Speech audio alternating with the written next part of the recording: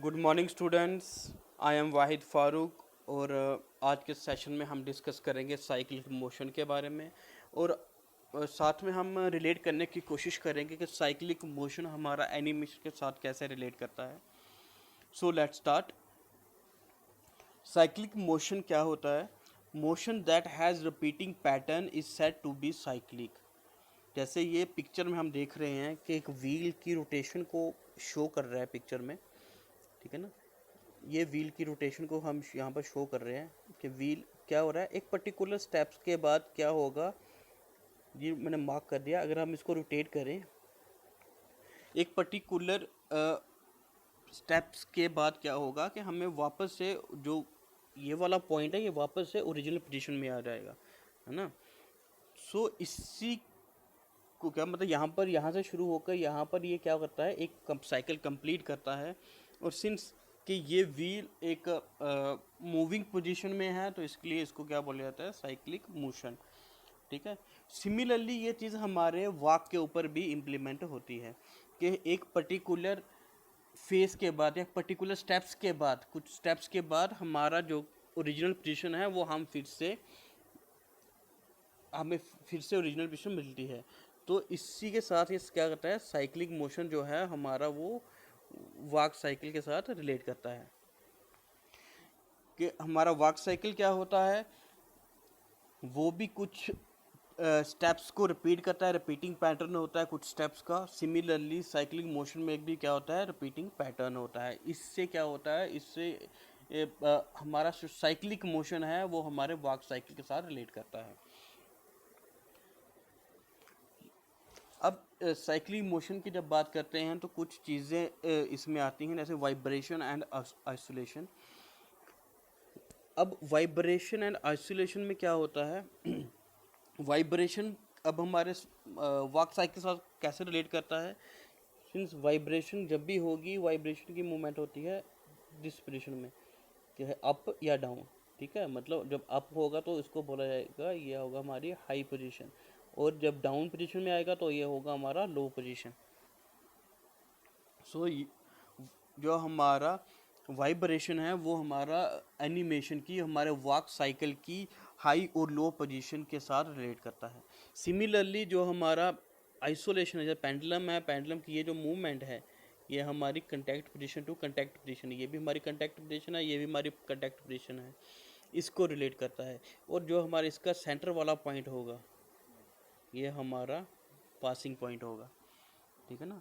तो ये vibration and isolation of cyclic motion की हमारे वॉक साइकिल के साथ रिलेट करता है।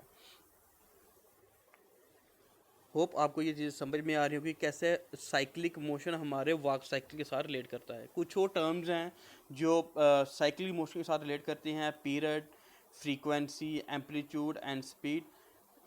इनको हम डिस्कस करेंगे। पीरियड क्या होगा, पीरियड सिंपली होगा एक कंप्लीट साइकिल, ठीक है। The time required to complete a cycle, मतलब यहाँ पर हमारा कंटैक्ट पोजीशन है, ये पोजीशन टू दिस पोजीशन, ये भी कंटैक्ट पोजीशन है, ये भी contact position to contact position के बीच में ये वाला जो टाइम लगेगा, ये टाइम को क्या बोला जाता है, पीरियड, ठीक है। ये वाला हमारा तो पासिंग पोजीशन है, मतलब contact position to contact position के बीच का जो टाइम होगा उसको बोला जाता है पीरियड। नेक्स्ट जो है फ्रीक्वेंसी, फ्रीक्वेंसी सिंपल इन्वर्स होता है पीरियड का।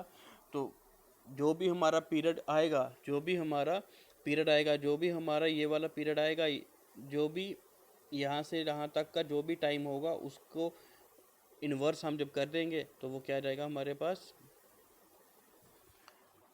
फ्रीक्वेंसी।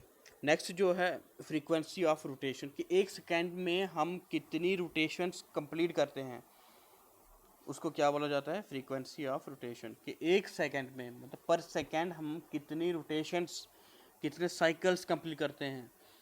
सिमिलरली एक हम अपने वॉक साइकिल में कितने साइकिल कंप्लीट करते हैं इन ए सेकेंड, तो उसको हम फ्रीक्वेंसी ऑफ वॉक साइकिल बोलेंगे।